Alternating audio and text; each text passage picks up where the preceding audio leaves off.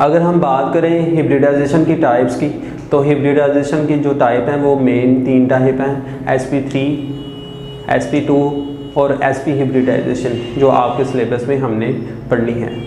अगर हम SP3 की डेफिनेशन की बात करें तो यहाँ पे the process in which 1s and 3p atomic orbital are intermix and form the 4 new hybridized orbital is called SP3 hybridization। अभी मैंने पॉइंट में आपको एक्सप्लेन किया था कि हिब्रिडाइजेशन ख़ास तौर पे ये ख्याल रखना है कि जितने ही ऑर्बिटल मिक्स होंगे, यानी हिब्रिडाइजेशन जो जितने ऑर्बिटल मिक्स होंगे आपने उतने ही नए ऑर्बिटल बनाने हैं। तो SP3 में अगर देखा जाए तो एक S और 3 P ऑर्बिटल मिले हैं और आगे चल के 4 नए ऑर्बिटल बनेंगे।